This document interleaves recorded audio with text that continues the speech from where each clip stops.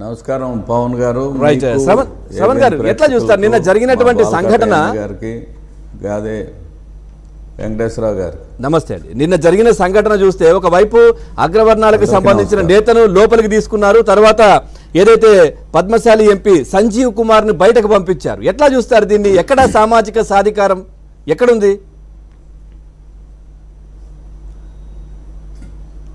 దీనికంటే ముందు నేను మీరు చెప్పిన దానికి ఒక విషయం చెప్పినాక నేను మాట్లాడతా. చెప్పండి సార్. గతంలో ఏం చెప్పారంటే మీరే చెప్పారు, ఆయన అనుచరులు కూడా ఏం చెబుతారు, పులి పులి పులి పులి అంటున్నారు కదా, తాడేపల్లి పులి లేకపోతే పులివెందుల పులి అంటున్నారు. 20 ఏళ్ల క్రితం ఒక అడ్వర్టైజ్మెంట్ వచ్చింది, పులిరాజుకి ఏదో వచ్చిందని. ఒకటి ఫాలో కండి, పులిరాజుకి ఏదో వచ్చిందని ఒక అడ్వర్టైజ్మెంట్ రాష్ట్ర వ్యాప్తంగా సంచలనం సృష్టించింది. ఈ పులిరాజుకి ఏమైంది? భయం వచ్చిందా? నిజమైన పులిరాజేనా అనేది మనం ఒకసారి ఆలోచిస్తే ఏమండి భయం వచ్చిందా ఇప్పుడు అంటున్నా? వినపడుతుందండి సార్? వినపడుతోంది. ఇప్పుడు భయం వచ్చిందా అని అడుగుతున్నాను. అది ఏమొచ్చింది అనేది. పులి అయితే భయపడదు, అది పులి కాదు, ఒరిజినల్ పులి. మేక తోడేలు ముసుగులో ఉన్న పులి, తోడేలుకి పులి ముసుగేసుకున్న పులి, అభిమానుల చేత, ఆయన అనుయాయుల చేత, వాళ్ళ చుట్టాల చేత పులి వేషం వేసుకున్న తోడేలు. ఇది స్పష్టమైపోయింది ఈ రాష్ట్రానికి. అంతకుముందు ఏంటంటే ఏదో రకరకాలు చెప్తుంటే వినేవాళ్ళు. ఇప్పుడు సొంత పార్టీ నేతలే స్పష్టంగా చెబుతున్నారు, ఇందులో నేతి బీరకాయలో నెయ్యి ఎంత ఉంటుందో, జగన్మోహన్ రెడ్డి పార్టీలో, జగన్మోహన్ రెడ్డి పరిపాలనలో సామాజిక న్యాయం అంత ఉంటుంది. ఇప్పుడు సంజీవ్ కుమార్ గారి గురించి చెప్పారు. ఆయన ఏం చెప్పాడు? వైసీపీలో పదవులు ఉంటాయి కానీ అధికారం ఎవరు, ఒక్కసారైనా మాకు అపాయింట్మెంట్ ఇచ్చారా అని అడుగుతున్నాడు. అంటే ప్రజాస్వామ్యమా లేకపోతే నియంతృత్వమా? ఈ నియంతృత్వంలో కూడా కొద్దిగా ఒక్కోసారి అప్పుడప్పుడు మాట్లాడతారేమో.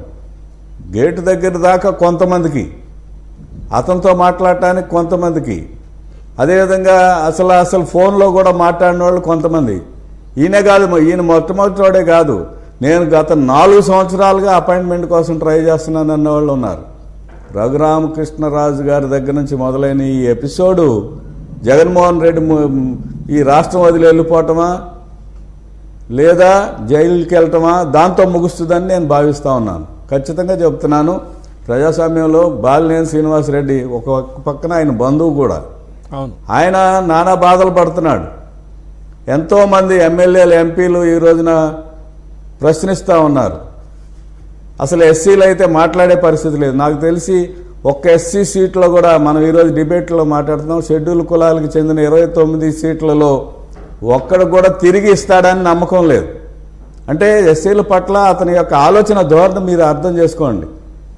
అసలు అక్కడ దాకా ఎందుకు, వాళ్ళ నాన్నకే స్థానం లేదు. ఆయన పార్టీ జెండాలో, ఆయన పార్టీ ఎజెండాలో వాళ్ళ నాన్నగారి ఫోటో ఉండేది. వాళ్ళ నాన్నగారి ఫోటో ఈరోజు ఎక్కడ ఉందో చెప్పమనండి, ఎక్కడ ఉంది? ఆయన ఛానల్లో ఉంది. అంటే అవకాశవాదానికి పరాకాష్ట జగన్మోహన్ రెడ్డి. ఆయన టీవీలో కూడా ఉండదు కొద్ది రోజులు పోతే. ఆయన జెండాలోనే ఒక రాజకీయ పక్షం పెట్టుకొని, 2 బొమ్మలు పెట్టుకొని, పథకాలను చుట్టూ చేసుకొని చేసిన జగన్మోహన్ రెడ్డి గారి తండ్రి గారు ఎక్కడున్నాడు, తల్లి గారు ఎక్కడున్నారు, చెల్లెలు వదిలిన బాణం ఏమైపోయింది, ఆ బాణం తిరిగి ఎటు వెళ్తుంది? ఇవన్నీ చాలా జాగ్రత్తగా గమనించాల్సిన అంశం. రాజకీయ నాయకులే కాదండి, ఈ రాష్ట్రంలోని ప్రజలందరూ కూడా చాలా జాగ్రత్తగా ఆలోచించాలి.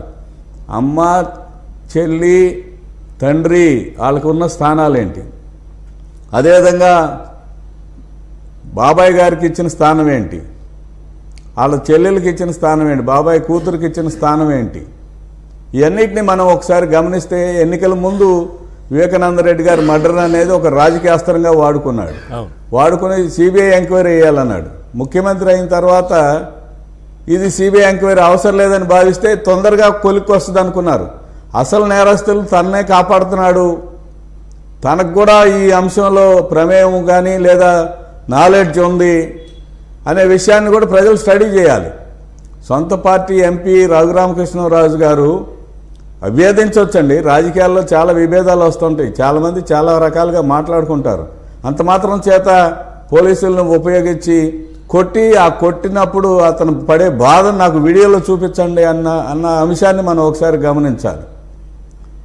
అదేవిధంగా పూతలపట్టు ఎమ్మెల్యే బాబు గారు ఒక స్టేట్మెంట్ ఇచ్చాడు. ఏమన్నాడు? ఇది దళితులకు జరుగుతున్న అన్యాయము, ఒక రెడ్ల విషయాల్లో ఎందుకు జరగట్లేదు అని అంటున్నాడు. మరొక అంశాన్ని చెబుతున్నాను.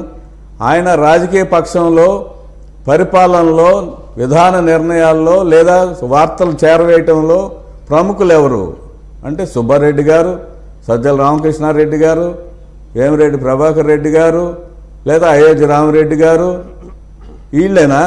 మిథున్ రెడ్డి గారు, లేదా వాళ్ళ తండ్రి గారు పెద్దిరెడ్డి రామచంద్రారెడ్డి గారు.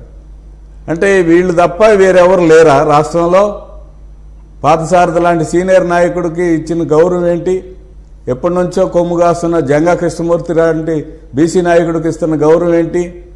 ఎస్సీలు అయితే మంత్రులకి, ఇక ఎస్టీలు అయితే మాట్లాడే పరిస్థితి లేదు.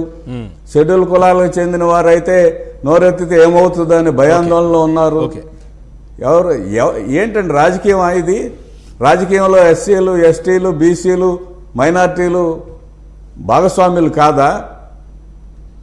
భాగస్వాములు కాదండి. ఇది రాజకీయ పక్షం కదా, రాజ్యాంగబద్ధంగానే హక్కులు ఇచ్చారు కదా వీళ్ళందరికీ.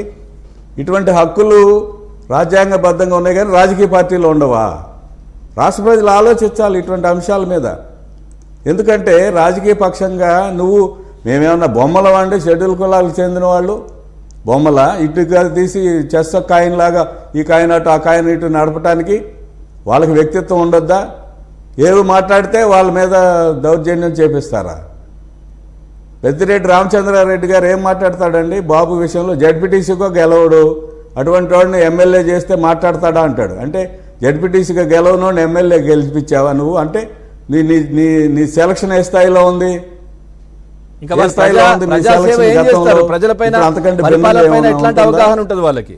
రైట్, ఒక్కసారి బాలకోటయ్య గారితో మాట్లాడదాం సార్. బాలకోటయ్య గారు నమస్తే అండి. పరిపాలన